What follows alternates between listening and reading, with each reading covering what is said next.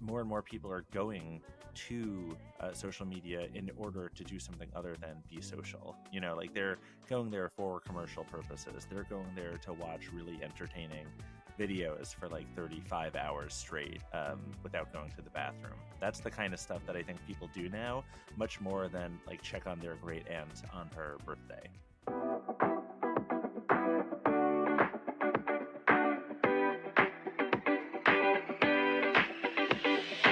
This is the Snarketing Podcast, for marketers, by marketers, talking to marketers with just a touch of snark. Now, here are your hosts, Valerie Vespa and Matt Wurst. Boo! Did I scare you? Because if not, I need to go back and do that all over again. Because this is the Halloween episode of the Snarketing Podcast. I am Matt Wurst. And I am Valerie Vespa. And welcome to this spooky, haunted edition of the Snarketing Podcast. Now, I'll be honest, Valerie, I have not put much thought into my costume. Usually I put a lot of effort into it, but I've been very busy this week. But do you do Halloween? Well, I don't frequently, and oftentimes I'm more focused on what I would dress my child as, but now that my child only has an opinion about what he's going to be, which is now the last 2 years nothing. Kids with opinions are the worst. I know. So I would like to ask you, and I will tell you mine. What was the best costume you ever dressed as? And I can tell you mine if you want to think about it. Mine is, it's got to be like 10 years ago. Bob Ross. I walked into an agency, Halloween party, and I went up to like the managing director that I know quite well. I was wearing like a Fu Manchu type of beard, and that I stuck onto my face, and I had the full wig with like a complete like curly haired whatever, and the person did not know who I was, and I feel like I won like that. Didn't know who you were as Valerie, or didn't know who you were as Bob Valerie. Ross? As Valerie. Yeah. Okay. Like that's how good the costume was. Did you bring a painting with you, or like an art palette? One of those. I did. I had like a whole art palette with the paint on it and the brush. Ultimately, the commitment is what people remember. If you go in and you go in hard, people respect it no matter what it is. Unless it's like, in some way offensive. I don't mean to condone all types of ridiculous costumes. But yeah, I bring it. I used to, even like with, as a kid in my single 20s, and even as a parent, I've always brought it.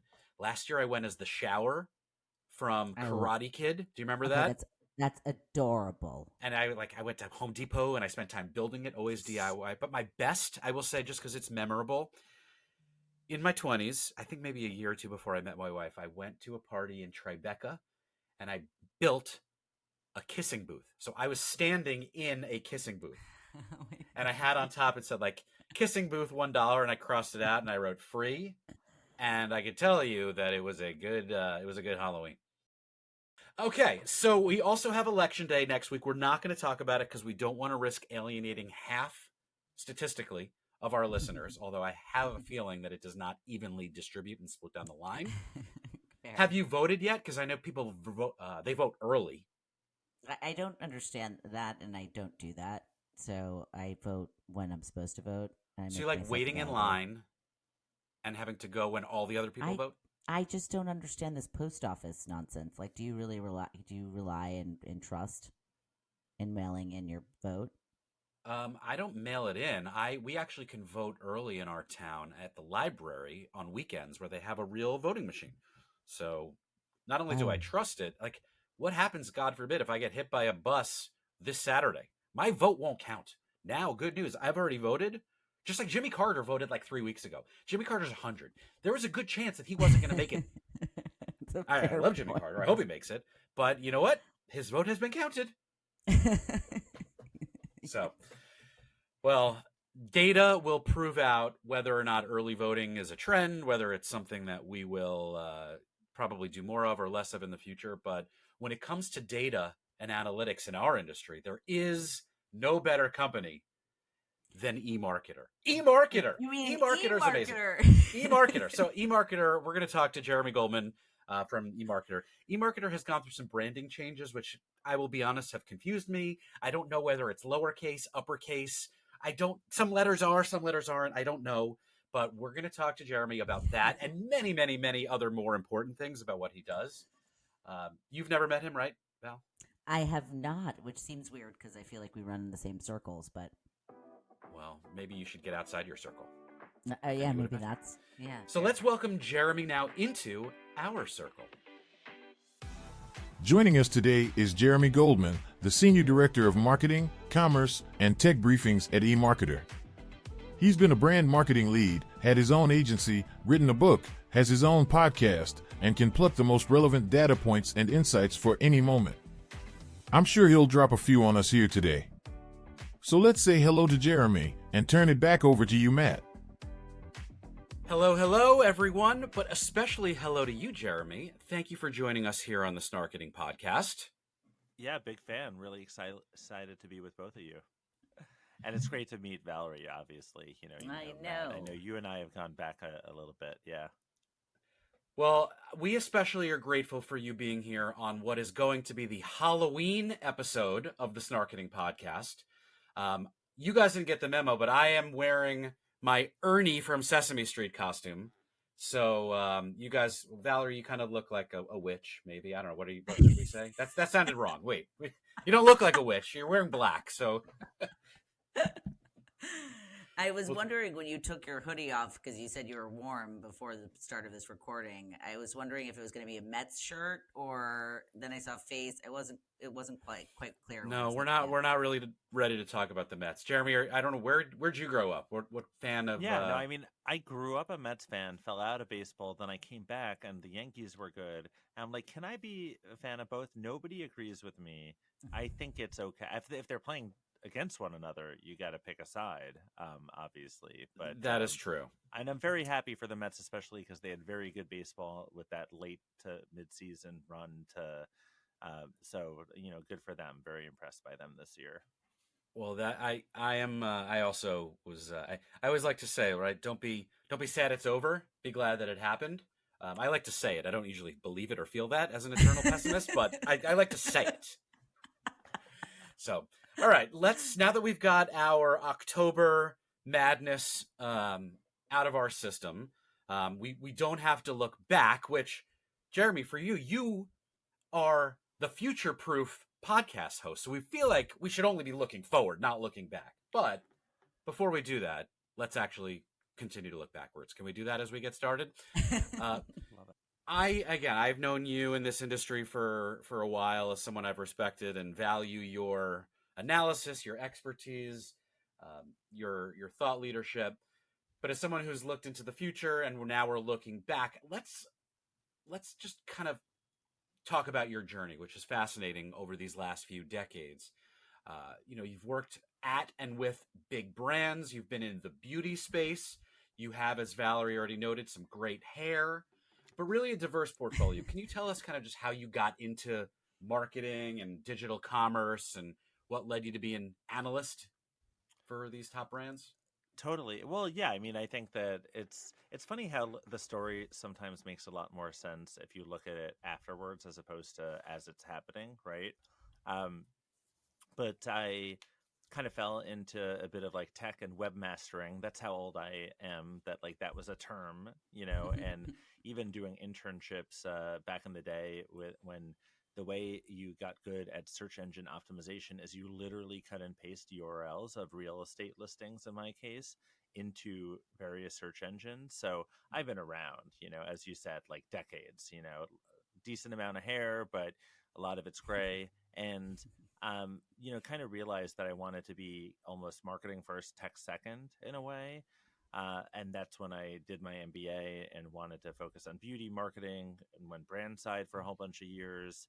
And then, I actually I think you followed me for the first time on Twitter. I looked at this right before my first book came out.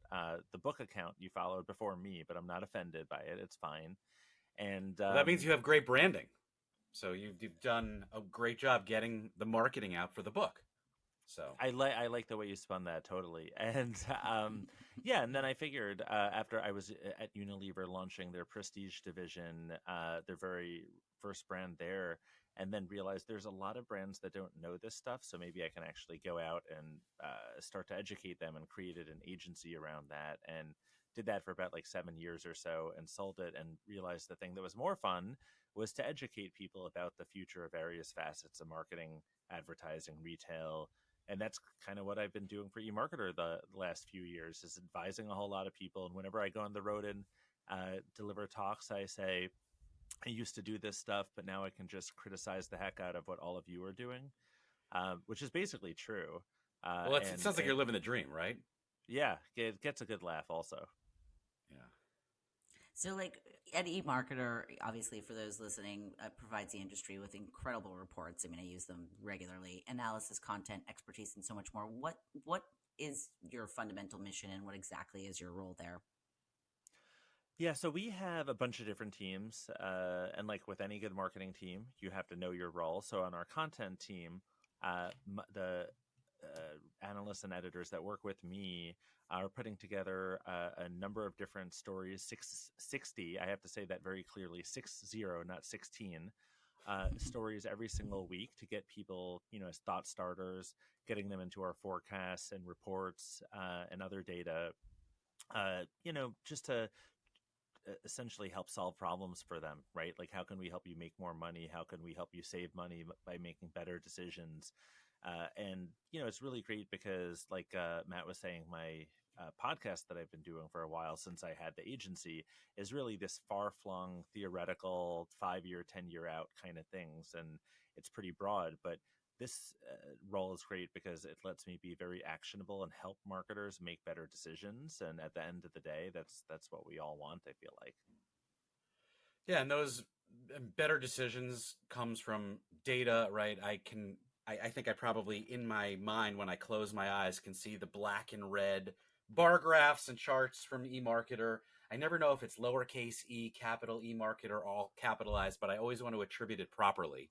Wait, our head of marketing will appreciate if I say this. It is now, we rebranded. We were eMarketer, then we were Insider Intelligence, went back to eMarketer because that's what people knew us as, and it's all caps. It's all caps. Ooh. We might not get everybody to credit us this way. I just got quoted in Adweek. Adweek, I love you. I don't know if you necessarily did it the way that we want, but that's okay. Branding matters, and you do your best. Well, look, you guys are just shout it, right? If it's in all caps, just always shout eMarketer, and they'll get it. Yeah, I mean, that's my advice. People, are looking down at their phone, watching a really good TikTok, and you have to distract them. So why not have? I mean, frankly, why not just make the font as big as possible? Also, while you're at it, it's working for my mom and her phone, so why not try it in other ways? Well, look, that's a trend. That is something that we can think about and look back on in the future and say, like, how did you do?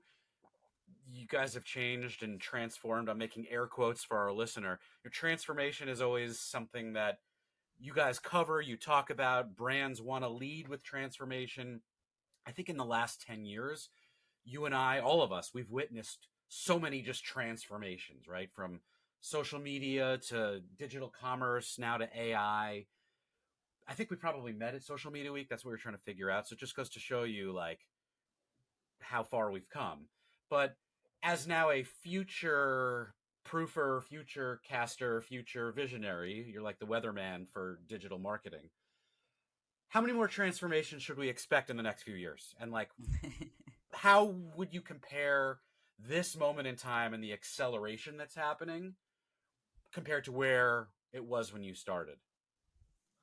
I think this is actually arguably the most transformative time that we've seen, in quite a while. I mean, COVID was like a bit of a weird blip, where you saw a whole lot of things growing at a faster rate than expected.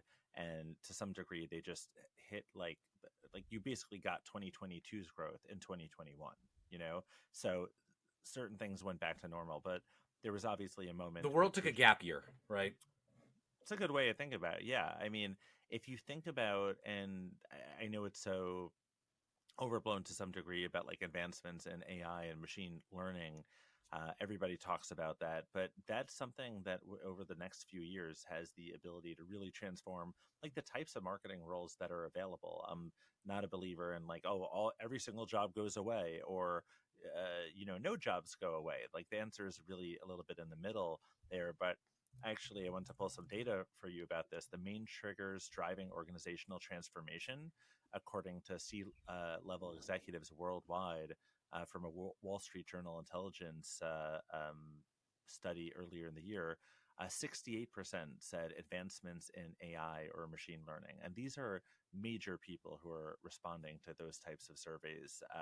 So, yeah, I mean, this is like a very interesting, exciting moment for that reason. Then there are other areas where it's like going to be business as usual. Not much is going to change, which we can get into. But not everything is as exciting as it could be, but some things are really transformative right now. I totally agree with you. I mean, even just like looking at like TV and CTV and like how disjointed, like, NBA is going to one new place, and it's like, it's just wild.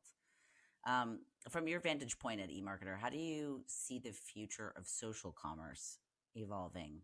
What are your thoughts on social commerce? I mean, obviously it's taken off hugely, particularly with like the focus on TikTok and Instagram shopping features. Yeah, so TikTok is like with TikTok Shop is a very interesting use case, just because that's a situation where you have one company that says we're going to throw so much money that arguably it doesn't even make sense for us to do this, but we're still going to do it, and we're going to create a market out of it. And by the way, it's the integration of social and commerce, I don't have to tell you, is so much greater, so much further advanced, like in Asia and China versus to the extent that it is in North America. But that's okay. It still has the ability to get much, much bigger here. And I think that that's something that we're definitely seeing. So for instance, for context, the way we look at retail social commerce sales, we look at that growing at 23.5% this year, and over 20% or next year, and then 20% in 2026, right? So that's going to get up to, you're talking like pretty substantial growth when you keep on compounding that. And it's also something where more and more people are going to social media in order to do something other than be social.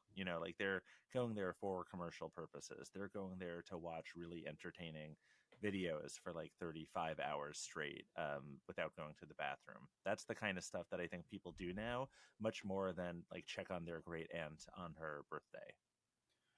Yeah, and I don't even think the model has matured enough to the point where, I mean, I trust your projections probably more than anybody else's, but I also know that we talk a lot more about it than it probably is even happening, which doesn't speak to the fact that it's not happening. It's just the potential is so much greater because these are behaviors we need to learn anew. But business models, right? For big companies, do they buy? Do they build? Do they borrow? Or, I'm in my space, like we're starting to play with like a partnership model with rev share that's never existed before. So there's so much innovation that can still happen.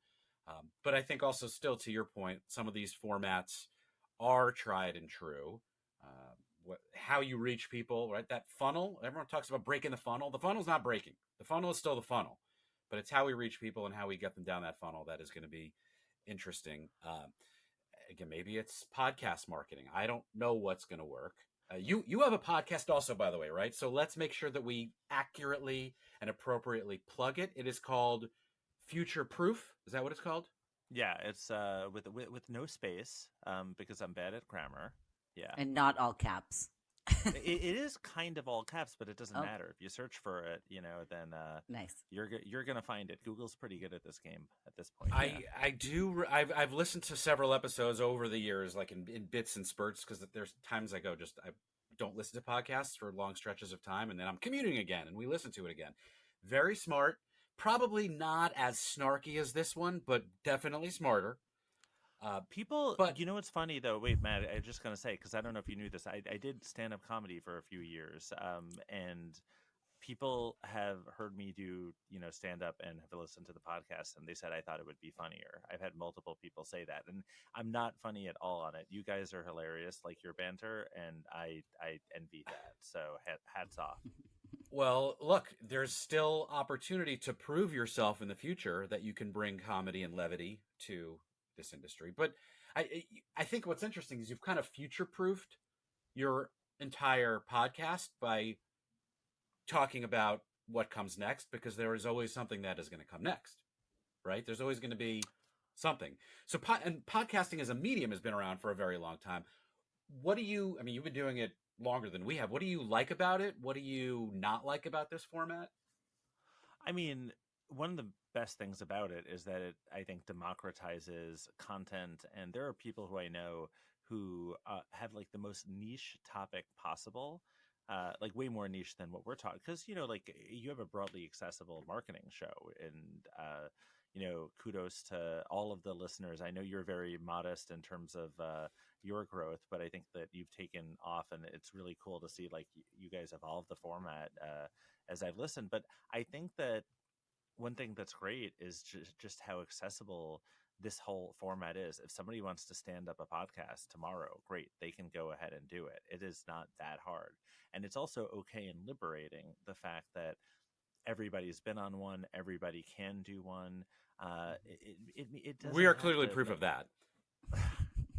no, I mean, but seriously, not everybody has to take over the world with their Right. podcast. Not everybody has to pay the bills with their podcast. That's okay. And the very fact that people can learn about virtually anything they want to, and not to mention the fact that, if you're an auditory learner, we have very different types of learning in society. So your ideas can permeate people's brains in a lot,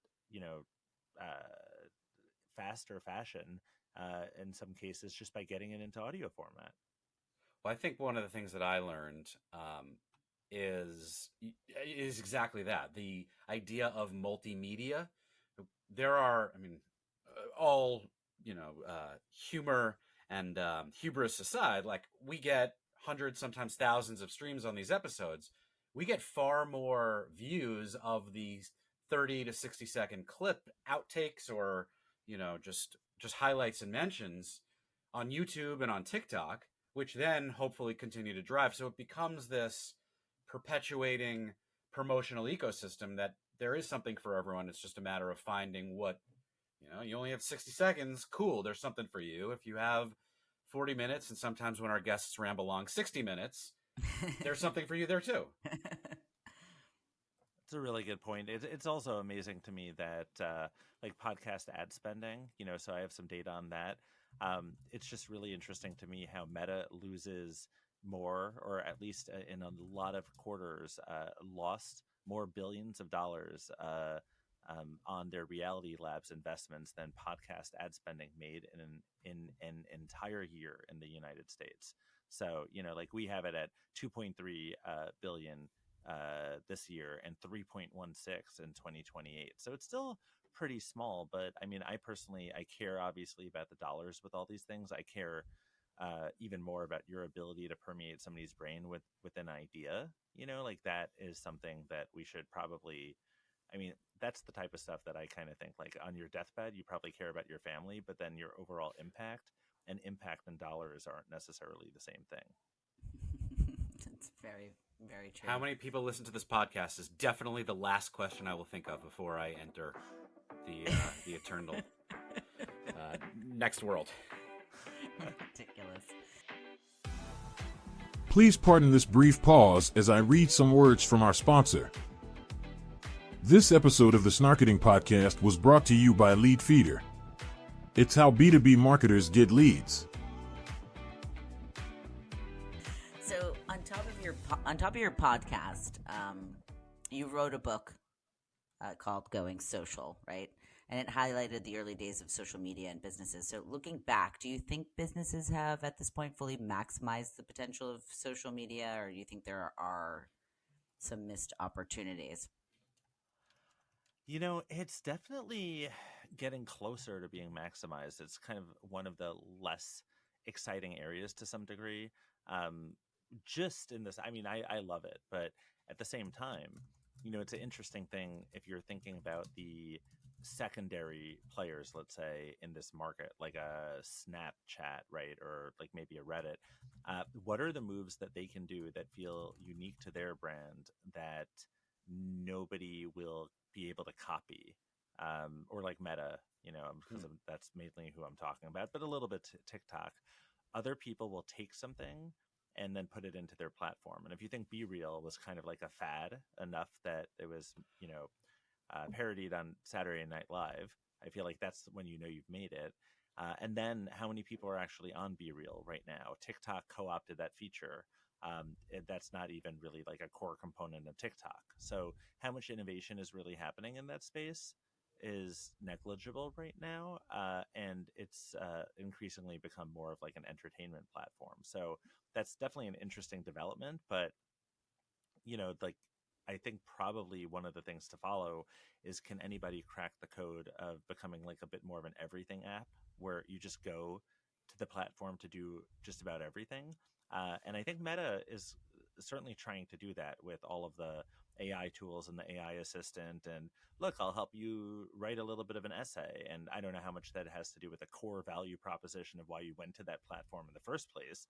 But if you throw enough money at a problem, maybe you're able to change. Well, that's what WeChat was trying to do, or maybe has achieved, right? It's the super app that does everything from chatting to commerce. Ioba in Africa is trying to do that. And yeah, I think Meta, between WhatsApp, Instagram, glasses now. I think everything. Elon was trying to figure that one out as well. I think he made a super terrible app, is what he's made. But I mean, yeah, I think Elon Musk is interesting just because one might make the argument, if anybody could solve it, it would be the person who can throw more money at the problem, because they've identified that there is a gap in the market.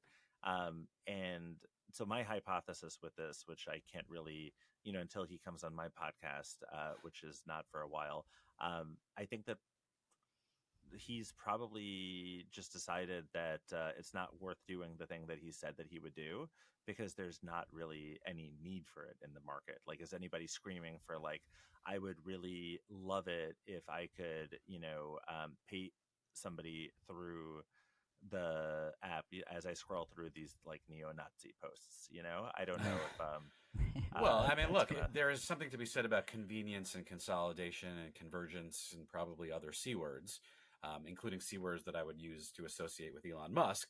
But we have all these different apps to do these singular one purpose function experiences in our lives. We use Venmo to pay, and we use Amazon to shop. And like, if there was one thing that could combine it all, I think that would be interesting. But is it really that hard to toggle between apps on your phone in the middle of the night? No. It's not, but that's the thing that's really interesting. And I've looked into this, and I think that, you both know this really well. Where is it that hard to switch between apps? No. Do you use most of your apps? I guarantee you neither of you do. And your thousands of listeners also. It's like there are a few things where they're on your home screen, or if you used them yesterday, you're just a lot more likely to use them. So we think that there's not that much friction. It's even the idea of, buying something through social commerce directly through a social platform versus clicking through and doing like a one step checkout process on another site or another app. That doesn't, why should that be so much? Your credit card is stored on your phone, right? And it's pretty easy, but yet even having that slight amount of friction makes a huge difference in terms of how successful you're going to be in changing. I've left many things in carts in a lot of places because of that. You're so right. Yeah. You also leave things in the back of a cab too sometimes, but that's a different story for another podcast. You've been featured in major publications like the Wall Street Journal and Mashable, and you've spoken at several key conferences. So, like, how has this visibility shaped your approach to leadership in the marketing space, and even like the content that you're, specifically talking about? I think the most important thing is to really, sounds very trite, so I apologize, but listening to the people who, when I go out and speak, or trying to get close to people and figuring out what their problems are, but not necessarily talking about the specific channel or the vehicle that they think is important, because my job is to kind of think ahead and to think about what is going to be more important in the future, right? And so a perfect example that eMarketer did, I can't take credit for, but they were talking about retail media before like anybody was talking about retail media. And part of it was because not because it's going to generate a lot of page views for a client in the moment, but because strategically it's going to be more important to serve people in the future, right? So that's why I always try to get a firm grasp on whatever's coming next so that I can educate people. And it's my job, obviously, through storytelling to convince them that something is going to be bigger than it is now. And that doesn't always work. But if you listen to what they're trying to achieve, then you can give them an answer to the thing that they care about. So really, really, it's like a mix of like listening, but also trying to be one step ahead and being kind of okay with if I talk about something. I did this with this really old video at Inbound I keynoted a long time ago, but I basically described like this is why Meta is going to keep prices down on digital video ad impressions for a time in order to create a market, and then expect to spend more over time because they'll have created it. And then to get those same number of impressions, you're going to have to up your budget significantly. And like identifying those types of things and giving people kind of prescriptive advice, not just like, look how smart I am, because everybody I know is smarter than me, truly. I try to be the dumbest person in the room because that's how I can learn. But yeah, just really trying to be one step ahead and being able to say, like, here's what's going to help you, hopefully. I think it's akin, and correct me if I'm wrong, but or if this metaphor doesn't work, but it's almost like the difference between being an interpreter versus just a translator, right? A translator will just take what you hear and put it back in another language to someone else so that they understand it. Whereas an interpreter has filtering and puts a little bit of analysis or thought behind it so that when you ingest and then egest, I guess is technically the term, although that means something different biologically. But when you are putting back out the information, it's done in a way that is more relevant or unique or just contextually compelling. I'm curious how you manage to stay relevant and produce those fresh insights. Like, where do you get that data from? I know it's part of your job, but I subscribe to like 30 newsletters a day, and I'm not even joking. I have anxiety when I fall behind. Like when I can't read all the newsletters, Right. and it's like I Friday agree. and there are 150 in my inbox, I start to get a little bit antsy. Do you have that ability to really focus and fine tune what you're bringing into that brain of yours? I love that you say, I mean, as somebody who has ADHD, I love that you're like asking me a question about focus, but I've actually thought a lot about this. This is something, if you're born to do a certain thing, which is just absorb a whole bunch of data and you really like it, and you kind of think of yourself as like an LLM, right? And you're just trying to absorb as much because it's going to help you refine how you respond to things in the future. Like I love that stuff. Oops, as the lights go off on me. Hey, So that's why podcasting is such a good medium. I love, well, and you know what though? This is the Halloween episode, so it's kind of I was very just it appropriate. got about to spooky. say it got spooky. Ooh. So it's very Now we're appropriate. campfire. We're like I'm now campfire. looking in your chatting. background, by the way, to see if there's any like light spirits that are coming in. But Yeah. So going on, the general idea I think is, I don't know. I don't get overburdened or overwhelmed in the same way. I kind of like the whole like bring it on kind of mentality and trying to see like how much can I take on before I break. But I'm also somebody who is less likely to say no to anything. I feel like you kind of grow that way, and maybe everybody loves to talk about figure out how to say no and be strategic and blah blah blah. And no, I'll just do everything. Like I'll run a stack, and I'll have a podcast, and I'll be married to my job and my wife and 3 kids and 4 pets. So I'm just always. I said this to Valerie, by the way. You are the king of all media, the Howard Stern of marketing. So keep. He has better hair, though, I gotta say. I don't know. That's subjective. I'm not one to opine on that topic, but So, what do you feel are the most significant trends in digital marketing and e-commerce, like right now? Like, are there certain fads that you think marketers should avoid? Are there things that they should be leaning into? Well, to answer that, I'd just kind of go back to something that Matt was saying before about, are there things that we underrate and overrate, and the sexy answer that I would say is, oh, sure, I'm going to tell you the hottest things that people should focus on right now. I think the other thing that's really important and something I do with my podcasting is to try to shine a light on the things that are less sexy that people don't talk about or think about nearly as much as they should. So email marketing. Does anybody get really excited about email marketing? No. And I know this because I know a bunch of people who are CMOs of email marketing companies, and they fall asleep on their way to work. So but that's the kind of stuff that pays the bills. That's by the really way, congratulations to Live Intent for getting acquired by Zeta recently. which I might have written about actually. So yeah, no, I mean it's but going back to if we want to talk about what are the sexy, cool things, then sure, retail media, especially if you're selling anything online, is really important and critical. If it's not part of your mix, first off, it probably is part of your mix because if not, you lost your job already. But there are a lot of, and that's an area that's going to keep on growing because you're going to see non-endemic advertisers start to invest in retail media platforms. It's just basically like a data play, and to more about people, to some degree, if they're intent driven, it has a higher return on ad spend or ROAS, according to a lot of marketers. But also, I think hyper targeting within CTV is going to be something that's really important to pay attention to. I think that I know you mentioned Halloween, but Halloween is probably the number two scariest thing coming up. I think the election for a lot of people might be even higher than that. And we're going to find out, a few weeks after the election that whoever won, it was likely because of really great CTV targeting in a few key states. And I think that type of light, being shown on the degree to which CTV inventory is so much more accessible to so many different players right now.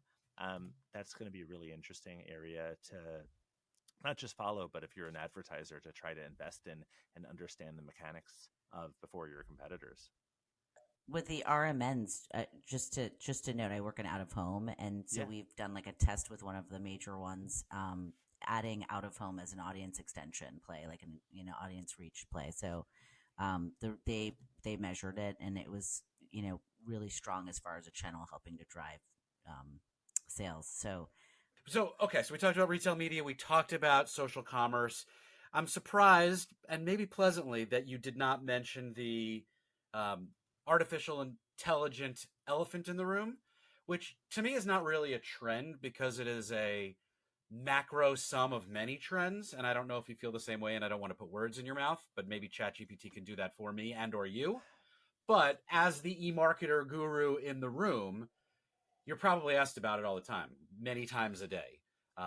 It's obviously changing a lot of things, from chatbots to generative everything. But how do you see this umbrella of technology, platforms, and solutions reshaping marketing from your purview? I think, well, obviously that's a 5-hour topic. So then let me just chat GPT that in my head and give you the short answer. Yeah, I mean, there are so many different use cases for all sorts of AI. Obviously, for lifers, they know that AI has been part of marketing for quite some time. So if you just whittle that conversation down to talk about generative AI, first off, people are going to get more comfortable with the technology over time. I think that there'll be some kind of weird, sketchy deep fakes that platforms will have to deal with, brands will have to deal with as well. But one of the things that, I'm looking at very closely is how production. I actually did a report for us recently about how generative AI is going to be used for ad creative to speed up the production process, to ideate, to actually put really strong creative in front of the consumer. And, you see, again, all the platforms are making it easier and easier to do this. So if you're an advertiser that is not really getting a handle on all the different tools where you can level up your creative game, I think you kind of get left behind. I think that really good creative, what if it becomes table stakes, right? And what if right now, like we all see creative out there that is sometimes like you'll see an F or a D minus, right? What if the worst you ever see again is a B minus? You don't want to be that B minus, and therefore kind of behooves you, love that word, behooves you to get a handle on this type of stuff before your competitors do. Get comfortable with it. Find the best way to deliver effective creative using tools that you maybe couldn't afford a few years ago, and now you can. This should be one of our YouTube shorts. I love that. I mean, I think for my space especially, like I've seen so many terrible creative branding out there, and it's just been such a nightmare. So we've been forced to like create our own studios, which we love to have now, but like to help support those efforts because it's just a nightmare. So it's great to have AI as that opportunity to shape that. I never thought of it as it makes B minus the new F. That's literally raising the bar, or maybe metaphorically raising the bar. I don't know the difference ever. But I think that's great, right? That's and cool. by the way, I'll just say super quick.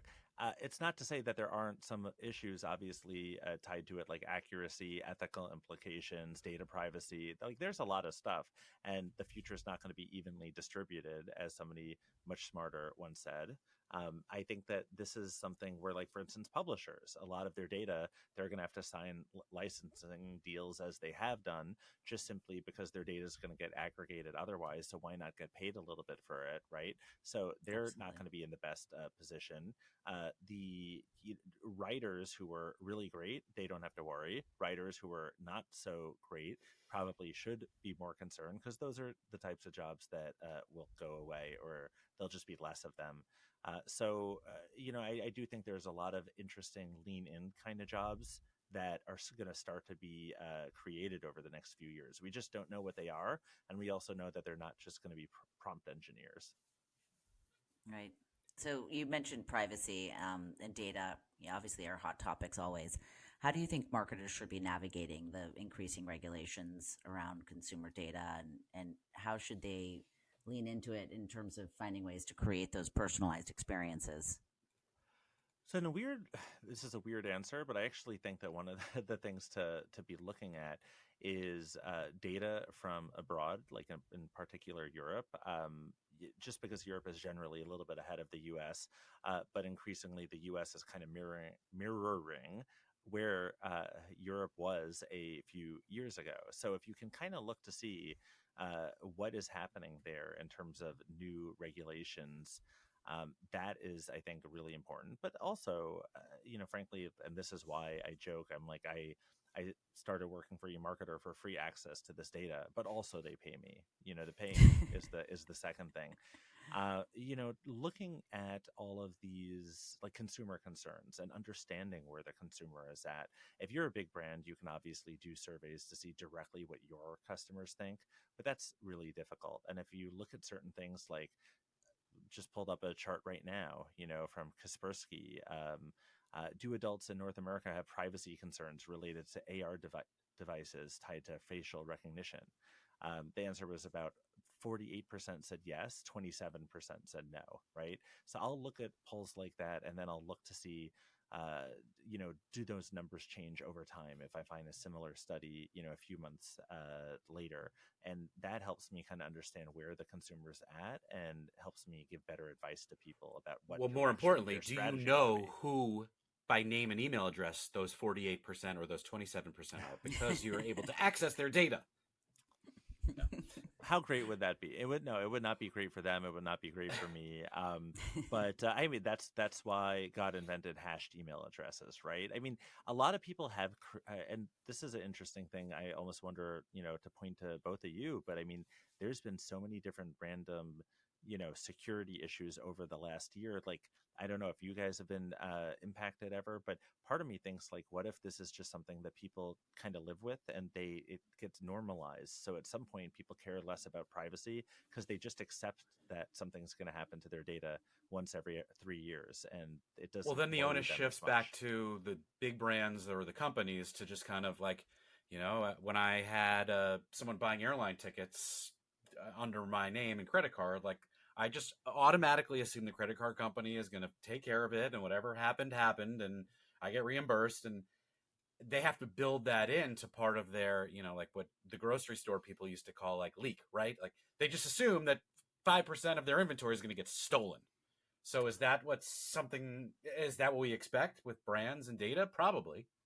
Yeah, 26.7% of teens and adults in the US experienced an online security incident in the past year. That's some data from Bitdefender. So I was kind of right. Like every few years, something happens. And why would your attitudes towards privacy not change? What I can't tell you is, does everybody kind of normalize it and stop thinking about it? And that's why I personally had kids for the market research purposes, because Yes, you of can course. see the world through their lens of like what is normal to them and what isn't. And they don't, I think, have the same relationship with privacy as we did, just because they grew up in a totally different paradigm. No, I mean, I appreciate it because I feel like I've become a Gen Alpha trend expert by just driving with my kids and their friends in the cars. And by the way, cologne is the number one topic with 13-year-old boys, and it is not good. I have to drive with the windows down, even in winter. But I will say, and you can look this up because you have access to data that is not only impressive, but the ability to just drop those data bombs on a moment's notice is, I'm glad you left stand-up comedy because I think you found the right career. But in this world of data accessibility and constant technological change and disruption, your role as a strategist, as an expert in this space, how does that, as we look into the future now, last question, how does that evolve over the next decade? There's just going to be less of me. There you go.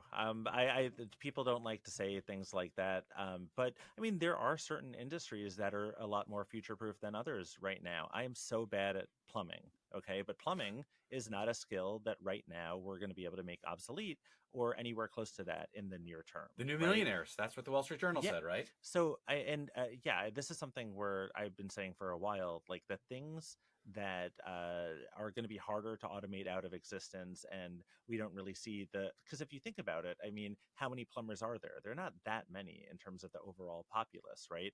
So the way I think about it is the strategists, the people like me, the people who are on the agency side still, don't worry about the technology taking your job. Worry about the strategist who has a firmer handle on that technology taking your job.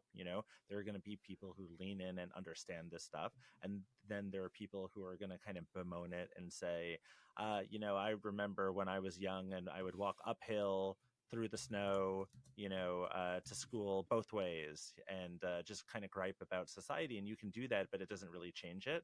So my job is basically to see like the world as it's going to be and not, worry about like, but that's not how I wish it was, right? See the world as it is and then adapt to it and figure out how you can thrive in that future. Well, before we let you go, Jeremy, we have one job left for you. And that job is to answer our lightning round questions with as much precision, accuracy, and knowledge, data, whatever you want to bring to it. Or it could just be your own opinion, right? You could take your EMARKETER hat off. But we'll go through these as quickly as possible because speed is more important than accuracy for this section, okay? So question number one, you've had an incredibly dynamic and varied career. What has been the most unexpected report you've put together, or project or accomplishment that you're proud of, or something that surprised you where you went in with one idea and came out with another? Okay, lightning round, right? Thanks for asking a tough question. Did a future of AI report when I was running Firebrand Group, my agency, that as I was trying to pivot more into knowledge management, which then got us our biggest client ever. So I went into it for thought leadership, brand awareness purposes, didn't realize it was going to wind up being something that would pay such major dividends and allow me to exit. We're all in biz dev at the end of the day, right? So we talked about our phones and the focused amount of time we spend in a small number of apps. What's the first app you check in the morning when you wake up? So it's actually the NPR app, because I'll listen to it while I'm shaving, and in the shower. So, and I'm surprised I have not dropped it in the water once. So next question for Jeremy Goldman, Senior Director, Marketing, Commerce, and Tech Briefings at eMarketer. What's the most random thing you've purchased online recently? Oh my God. Oh, yes. Like a little foam mat so that I could stand up while I work sometimes, because my midsection has gotten bigger and bigger the more I sit and write all the time. When I used to be running around, in meetings, I would take a lot more steps and I was like far less sedentary. So it's definitely that. I think that qualifies. It's a core purchase, pun intended. If you could have dinner with one CMO or CEO, who would it be? I'm going to say actually Roxy, the CMO of Reddit. I think that's a really interesting platform to follow. And they're doing a lot of really interesting things, especially as like a newer IPO within the social media space, which has been kind of quasi-stagnant for a while. So that's what I'm going with. What is one social media trend or platform that you never quite understood? Maybe the idea of TikTok Shop, how it's been kind of like interruptive, and I don't know if I necessarily don't understand it. I do. It's just more like a platform was really good at one thing and then tried to change behavior in a way that may or may not be worthwhile in the long run. Like you have a profitable business, but then you're going to change it. So it's not as much for me, the social commerce, but I mean, good for them for creating another market, or at least having the gumption to spend a lot of money to try to create it. And Jeremy, you've done a lot of things. You've written a book, you have a podcast, you can drop data nuggets like it's nothing. What is one skill that if you could master instantly, you would drop everything to go do? Okay, my wife has made fun of me about this for a while, but I live like right off the East River in New York City, which is, just basically I don't even know if it qualifies as water. And I really want to get a boat, not like a midlife crisis yacht boat. It can be the sketchiest boat ever. I just want to drop it in the water and be able to kind of row to the other side. So as I blew out my birthday candles last week, I said, this is the thing that I am going to master this year. So, next time we talk, let me know how the boat thing is going, because I'm hoping that it actually becomes a real thing. I know. Why aren't we like the Netherlands with boating around these islands? I still don't understand how we haven't gotten better. But anyway, I digress. The British is the answer. We could have been the Netherlands, and then the British came, and they took over. All right. Thanks, Jeremy. So that wraps up this episode, and we really did cover it all with Jeremy, from the rise of social, to artificial intelligence, to RMNs. That should tide you over until the next episode. Thanks for listening, and keep the snark reel on full blast.